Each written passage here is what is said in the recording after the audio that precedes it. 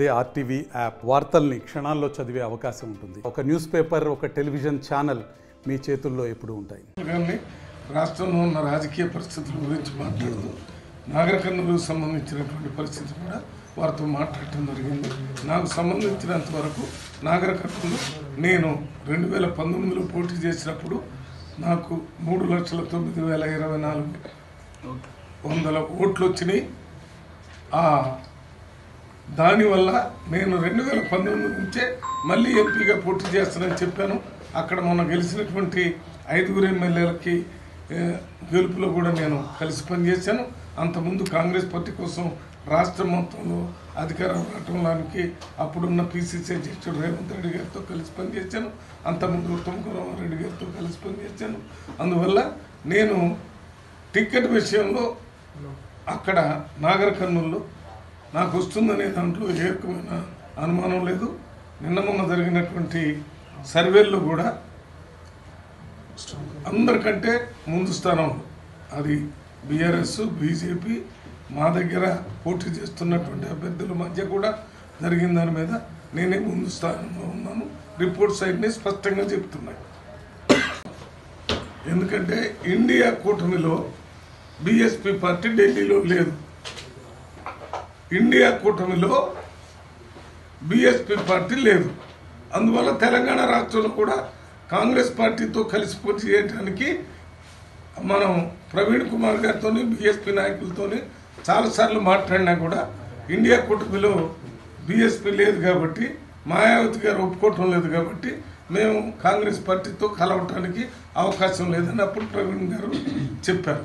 మరి ఇప్పుడు మాయావతి గారు బీఆర్ఎస్ పార్టీతో కలవటానికి ఒప్పుకొని ఉండవచ్చు. అందువల్ల ఇవాళ ప్రవీణ్ గారు బీఆర్ఎస్ పార్టీ నాయకులు కేసీఆర్తో కలిసి వారితో పొత్తుంటుందని చెప్తున్నారు. సార్, కాంగ్రెస్ అభ్యర్థులకు సంబంధించి అంటే ఏంటి సార్, కొంత ఆలస్యం అవుతున్నట్టు అనిపిస్తుంది. ఇప్పటికే నాగర్ కర్నూలు విషయానికి వస్తే బీజేపీ అభ్యర్థిని ప్రకటించింది, వీళ్ళైతే పొత్తులు ఫైనల్ చేస్తున్నారు. నెక్స్ట్ కాంగ్రెస్కి సంబంధించి ఏంటి సార్, అంటే అభ్యర్థుల ప్రకటన ఆలస్యం అవుతుందా? కాంగ్రెస్ పార్టీ నాయకులు, కార్యకర్తలు, ప్రజల దృష్టిలో కూడా ఉంది. అందువల్ల రేపు జరిగేటటువంటి ఎన్నికల్లో కాంగ్రెస్ పార్టీ చాలా పెద్ద మెజారిటీతో ఎక్కువ సంఖ్యలో పార్లమెంట్ సభ్యులుగా గెలిచాము. అంటే ఏప్రిల్లో ఎన్నికలు జరుగుతాయి అంటున్నారు. మరి టైం సరిపోతుందా మీకు? మీ అధిష్టానం ఆలస్యంగా టికెట్లు టైం సరిపోతుందంటే కాంగ్రెస్ పార్టీ కొత్తగా పెట్టి మా గుర్తును ప్రజల దగ్గర తీసుకొని పోయి మేమేం చేయకుండా ఉంటే సరిపోదు. మేము ఆల్రెడీ ఎన్నికల ప్రక్రియ మొదలు పెట్టాము. మా ఇన్ఛార్జి జనరల్ మినిస్టర్స్ అందరూ అక్కడక్కడ పార్లమెంట్లో మీటింగ్లు పెట్టేస్తూనే ఉన్నారు.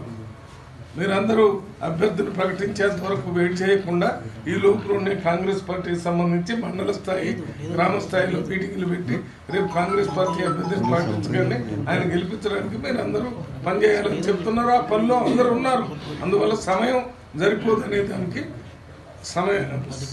సందర్భం ప్రిపరేటరీ మీటింగ్స్ మాత్రం అన్ని అసెంబ్లీ స్థాయిలో పెట్టుకోవటం. ఉదాహరణకి నాగర్ కర్నూలులో ప్రతి అసెంబ్లీ స్థాయిలో ప్రిపరేటరీ మీటింగ్ జూపల్లి కృష్ణారావు గారు ఇన్ఛార్జ్ మినిస్టర్, ఆయన నాయకత్వంలో అందరూ ఎమ్మెల్యేలు, కంటెస్టెడ్ క్యాండిడేట్స్ అందరం కలిసి ప్రతి అసెంబ్లీలో వచ్చి రేపు జరిగేటటువంటి పార్లమెంట్ ఎన్నికల్లో కాంగ్రెస్ అభ్యర్థిని గెలిపించాలని మన కార్యక్రమం తీసుకొని ముందుకు వెళ్తున్నాం. కాబట్టి రేపు జరగబోయేటటువంటి ఎన్నికల్లో ఎంతమంది ఎన్ని అలయన్సులు పెట్టుకున్నా, డైరెక్ట్ పోటీ చేసినా గెలిచేది కాంగ్రెస్ పార్టీ. ఎందుకంటే నిన్న మొన్న జరిగినటువంటి అసెంబ్లీ ఎన్నికల్లో కాంగ్రెస్ పార్టీ స్పష్టమైన మెజార్టీతో ప్రభుత్వం ఏర్పాటు చేసింది. ఇప్పుడు కూడా కనీసం 14 సీట్ల వరకు కాంగ్రెస్. మరిన్ని వీడియోస్ కోసం ఛానల్ ని సబ్స్క్రైబ్ చేయండి. లేటెస్ట్ అప్డేట్స్ కోసం వాట్సాప్ ఛానల్ ని ఫాలో చేయండి. అండ్ లింక్ డిస్క్రిప్షన్ లో ఉంది.